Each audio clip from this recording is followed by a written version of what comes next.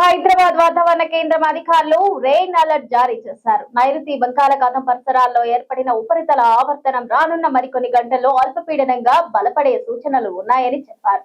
ఇది పశ్చిమ వాయువ్య దిశగా కదిలే అవకాశం ఉందని, దక్షిణ భారత రాష్ట్రాలపై దీని ప్రభావం ఎక్కువగా ఉంటుందని స్పష్టం చేశారు. తెలంగాణకు హైదరాబాద్ వాతావరణ కేంద్రం అధికారులు రెయిన్ అలర్ట్ జారీ చేశారు. నైరుతి బంగాళాఖాతం పరిసరాల్లో ఏర్పడిన ఉపరితల ఆవర్తనం రానున్న మరికొన్ని గంటల్లో అల్పపీడనంగా బలపడే సూచనలు ఉన్నాయని చెప్పారు.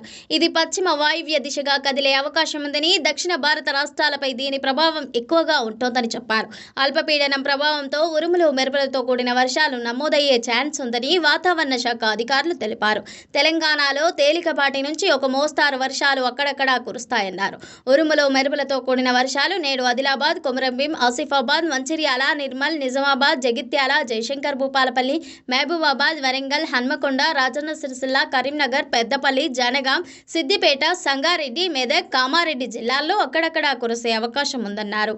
ఇక ఈ నెల 23న రాజన్న సిరిసిల్ల, కరీంనగర్, పెద్దపల్లి, జయశంకర్ భూపాలపల్లి, మహబూబాబాద్, వరంగల్, హన్మకొండ, జనగాం, సిద్దిపేట, సంగారెడ్డి, మెదక్, కామారెడ్డి జిల్లాల్లో అక్కడక్కడా కురిసే అవకాశం ఉందని అన్నారు. హైదరాబాద్ నగరంలో ఆకాశం పాక్షికంగా మేఘావృతమై ఉంటుందని అన్నారు. ఉదయం రాత్రి వేళల్లో పొగమంచు ఏర్పడే అవకాశం ఎక్కువగా ఉందని, గరిష్ట కనిష్ట ఉష్ణోగ్రతలు వరుసగా 33 డిగ్రీ సెంటీగ్రేడ్ నుంచి 20 డిగ్రీల సెంటీగ్రేడ్ వరకు ఉంటాయన్నారు. ఉపరితల గాలులు ఆగ్నేయ తూర్పు దిశలో గంటకు 4 నుంచి 5 కిలోమీటర్ల వేగంతో వీచే అవకాశం ఉందని వెల్లడించారు. అల్పపీడనం ప్రభావంతో ఏపీలోనూ వర్షాలు కురుస్తాయని, ప్రజలు అప్రమత్తంగా ఉండాలని చెబుతున్నారు. ముఖ్యంగా రాయలసీమ, దక్షిణ తీర ప్రాంతాలపై ఎక్కువగా ఉండే అవకాశం ఉందని తెలిపారు. అన్నమయ్య, కడప, తిరుపతి, చిత్తూరు జిల్లాల్లో పిడుగులతో కూడిన తేలికపాటి నుంచి మోస్తారు వర్షాలు కురుస్తాయన్నారు.